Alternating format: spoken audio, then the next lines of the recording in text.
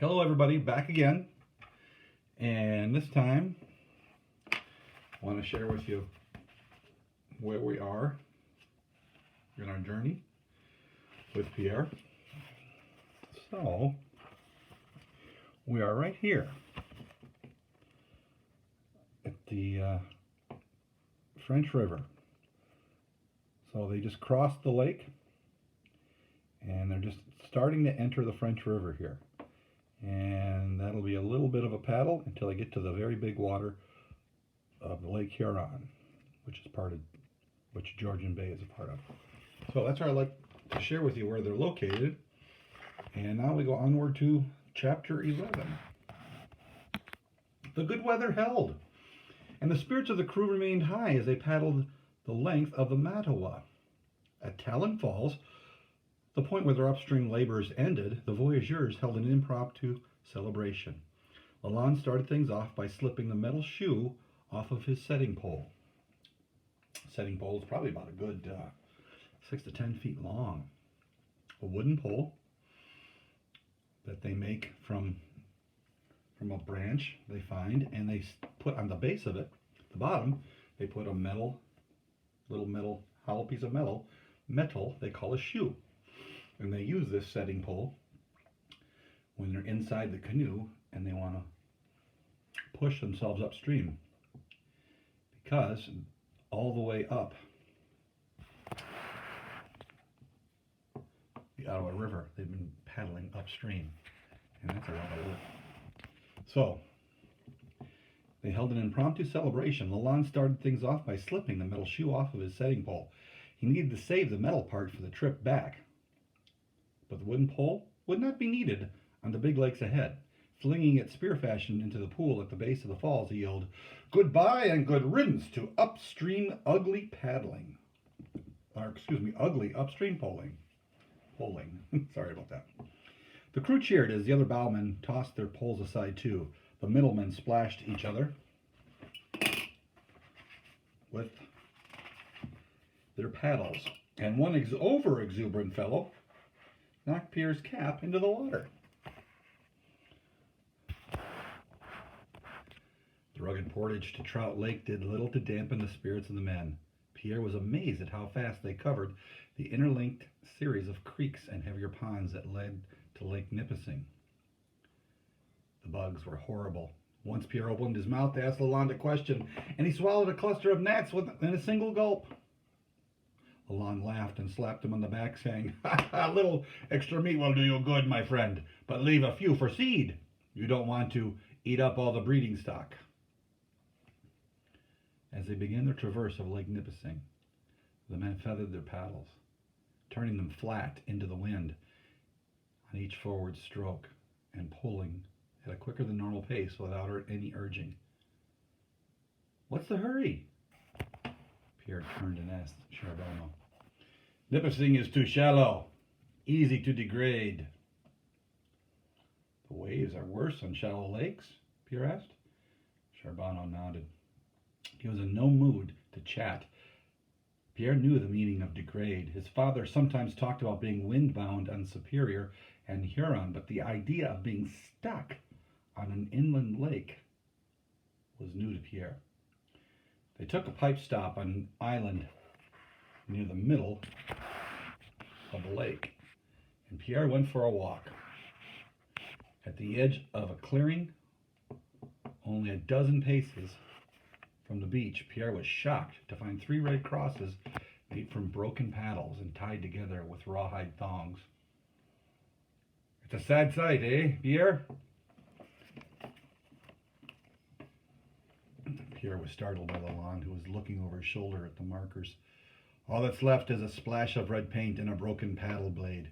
A sudden squall, a rock in the bow, and the cold does its trick." Lalande paused and ran his fingers through his famous hair. "Then the company writes a fancy letter." Pierre knew about those letters. One afternoon, when he was small, he was trying to sneak up on a pigeon in the barn loft with a slingshot. Camille, who was standing at the base of the ladder, yelled to scare the bird away. When he turned to shush his sister, Pierre saw a lone courier riding toward their cabin. "Mother," he called to the house, "a man's coming." By the time Pierre climbed down, Mother was standing in a doorway, pale and tight-lipped. Pierre was confused, since strangers were always welcome at their home. Only after his mother gave the horseman directions to the house at the far end of the village did she explain that one of the father's voyageur friends had died.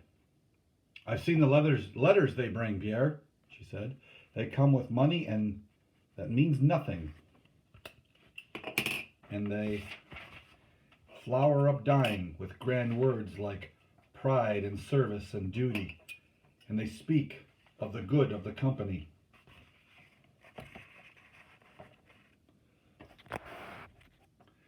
But what it all comes down to is dead and drowned and never coming through that door again. Her voice trailed off as she stared in the direction of the vanishing man. The next morning, the energy of the men reached a new level when they broke camp and started down the French River. Lalande told Pierre the 70-mile stretch of water that led to Lake Huron would be an easy one-day run. "It's a downhill ride all the way," he said. "We take a few light pulls, and the river, she does the rest." Pierre was amazed at Lalande's enthusiasm. Though he was always positive, his face revealed a special energy this day. Though Lalande exaggerated a bit, they did have to paddle at their normal rate. Their speed was more than doubled by the swift current. When the brigade got to the first rapids, Pierre saw why his bowman was so excited to be on the French River. McKay and Lapetite climbed onto some boulders that gave them a clear downstream view. "The left-hand channel's clear all the way," Lapetite called out over the roaring of the water.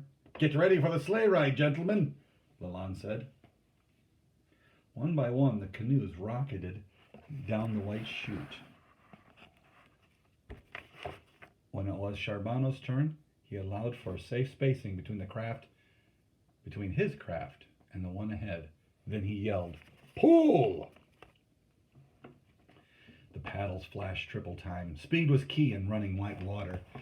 If they didn't keep their craft going faster than the water racing beneath the hull, they were left to the whim of the current. Without proper speed, the steersman had no control.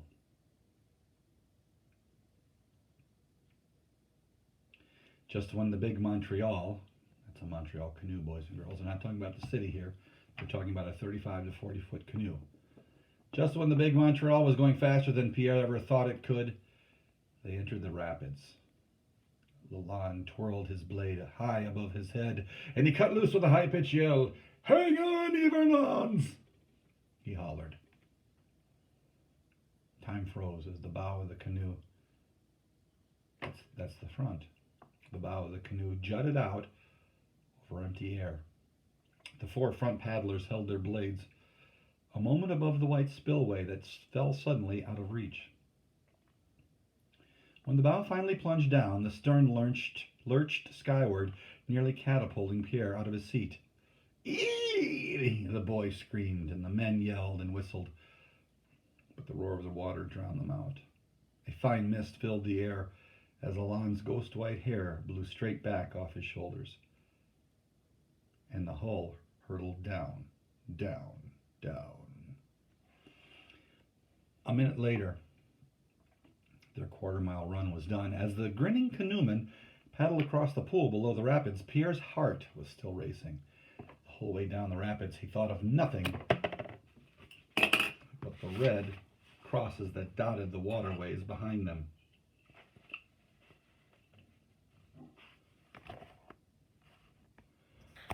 Would they place one here for me, as young as I am, he wondered. "So how's the ride, Pierre?" Charbonneau asked, as if anyone had heard him scream. It was Charbonneau. Gulping a deep breath to steady himself, Pierre replied, "It was better than a carry." Charbonneau laughed. "Spoken like a true canoeman. At least we start you out gently." "Gently?" Pierre tried to control his astonishment. "Gentle is the word for this Sioux here," Charbonneau said, motioning with his hand his head as he spoke. It is straight and deep. That's the way. That's the easy kind. Even in low water, a man can run it blindfolded. But the shallow ones, and the ones with quick twists and turns, those are a dog of another color. Any tough rapids on the French? Pierre tried to sound relaxed. Well, this is mainly clean chutes. Some are a bit tight. We may scrape our gunnels now and then, but there's no tricky parts until we near the outlet. There we have a snaky patch of water that will take some good bow work. He paused. Not scared, are you? This old timer? Scared? Pierre scoffed as Charbonneau laughed. So these chutes they're talking about, boys and girls. What they mean by chutes are, and it's a narrow passage. The river narrows considerably. So narrow it's barely a little bit wider than the canoe itself. So on each side of the river you have like a mountain face on each side, sheer rock cliffs, sheer rock walls, excuse me. So you have to take care when navigating it. If you don't navigate it very well, your sides of the canoe, which are called the gunnels, can scrape and could cause you to crash. So the closer they got to Lake Huron, the more the channel narrowed. Just when Pierre thought the river couldn't get any tighter, they shot into the yawning mouth of a gorge that quickly narrowed to only 10 or 12 feet. Sheer rock walls rose up to block out the sun. That's just what I mentioned. So for 100 yards, they skimmed down this rock gut, paddling as room allowed, but mainly giving themselves over to the skill of the foreman's steering. Once their left gunwale scraped against the side and knocked loose a moss-covered chunk of rock. Another time, Lalande had to rap his paddle hard against the cliff to keep the bow from veering too far offline. Pierre edged toward the middle of the canoe, his eyes wide and his mouth open. When they finally shot out into the light, Lalande called, "Hold the right channel!" The paddlers on the left dug hard. Then Pierre saw one of the tricky turns that Charbonneau had mentioned. At a place where the river momentarily widened into a foaming pool, they had to make a quick right turn. Since their speed threatened to carry them straight ahead onto the rocks, the men on the left paddled with all their might. Those on the right obeyed Lalande's command, "Ship your oars!" And they stopped paddling. The bow veered faster to the right than anyone expected, and Lalande called, "Backwater left!" But their abrupt right turn continued. The long canoe swung directly toward a foam-topped boulder. Lalande set his paddle against the rock. Pierre heard a sharp crack as Lalande's paddle snapped in two.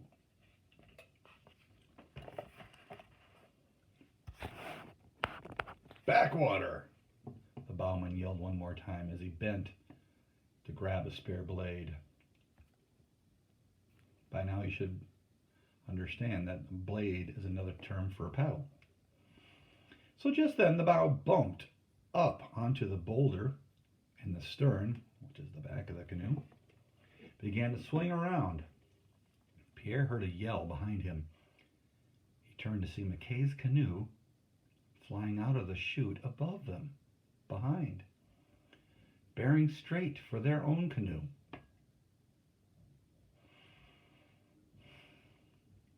Lalande took a quick glance upriver, and then he tried one last, desperate shove against the submerged boulder. The muscles under his loose shirt quivered, but the bow wouldn't budge. The stern swung faster now in the current, and despite the frantic backpedaling of the crew, it looked as if they would be broadsided when McKay's canoe arrived. Broadsided mean hit 90 degrees right on the side. If that were the case, that would kill a lot of them. "No!" Charbonneau bellowed. Pierre closed his eyes. anticipating the shuddering crunch of a canoe shearing through their hull. When there was no impact, he opened his eyes just in time to see Lalande leap over the side of the canoe, still clinging to the gunwale. That's the side of the canoe, the top. The bowman planted both feet on the slippery boulder, grabbed the projecting bow in his hands, and he heaved upward. As the front of the canoe came free, the fierce backpedaling of the middlemen finally took effect. The stern swung back just as McKay's canoe brushed past, cutting so close that it knocked a paddle out of one man's hand. In that same instant, Lalande lost his footing before anyone could extend a hand or even cry out. He was gone. One moment he was there, and an instant later, there was only the boulder and the white horsetail of water. Pierre turned to Charbonneau and yelled, "A rope! Get a rope!" But everyone's eyes were already turned downstream, searching for a reason to hope.